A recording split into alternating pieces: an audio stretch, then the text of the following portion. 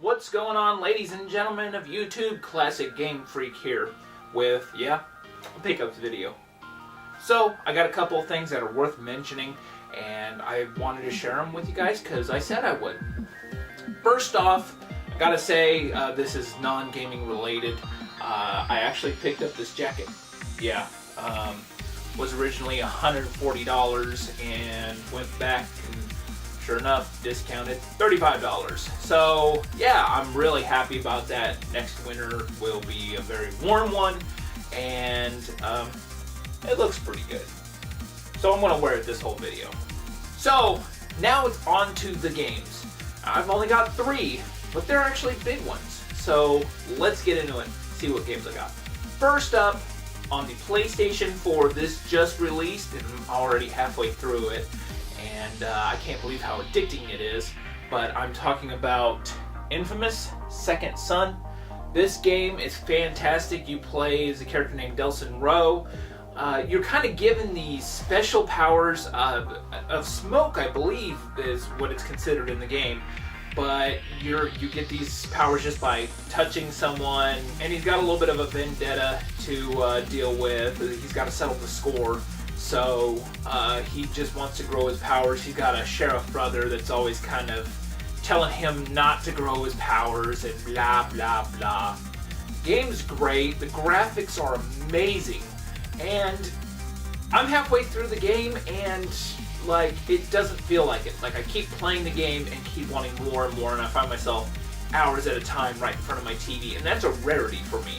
I like to step away from my games from time to time. This one, like, I'll realize that my legs are stiff and sore and everything because I've sat there for so long. It's a definite for any PS4 owner. One I picked up for the Super Nintendo, and I actually own this again. This is the second or third time I've actually owned this game. I got it for a good $10. So I saw it, I knew I needed it back in my collection. So there you go. I'm just gonna say straight up, Legend of Zelda, what was it? A Link to the Past? Yeah. I wanted to say A Link Between Worlds, that's the sequel to this. Zelda, Link to the Past, what can I say about it? If you've never played it, it's a definite must-own on Super Nintendo. You take the role of Link, trying to save Princess Zelda, and you're just kind of thrown into Hyrule, which is a great kind of expanded world. Very colorful, very cartoonish. Just a great game. Overhead view, to me, is the only way to play a Zelda game. Don't get me wrong, Ocarina of Time, Majora's Mask lovers, and Wind Waker lovers, and all that. Those are still great games. But A Link to the Past and A Link Between Worlds are still my top favorite Zelda games of all time. If you have a Super Nintendo and you do not have Zelda, you need to find this one and you need to pick this one up. And lastly, this will be the 3rd time I have owned this game. 3 times, okay? Every time I get rid of it, I feel this nagging at my heart that I need it. I need it back. Came out in 96, I want to say. I don't even think it says it on the card. No, it sure doesn't. I think it came out in, no, it would have been 95, maybe 96. Okay, yeah, one of those years. I can't remember. Super Nintendo, this game is still kind of up there in price. I got this one for 60 bucks, no, 50 bucks. I couldn't help it. I saw it. I had to buy it. It had to be mine again.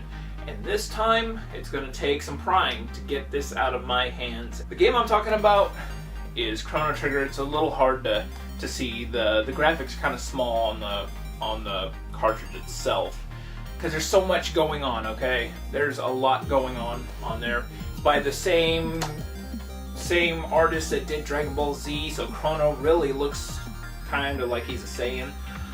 So, what can I say about this game? It's basically about Chrono. He ends up getting, gets kind of sucked into this whole, how to put it, ends up getting sucked back through time after he meets this one girl. I can't describe it, okay? I'm sorry. It's confusing to explain. Nonetheless, there's a lot of time travel. going to the future, going to the past as far as dinosaur ages. You meet a lot of really interesting characters. The graphics, like I said, very Dragon Ball Z-esque style. It's a JRPG, but it plays a little different than your typical JRPG. They're still very turn-based.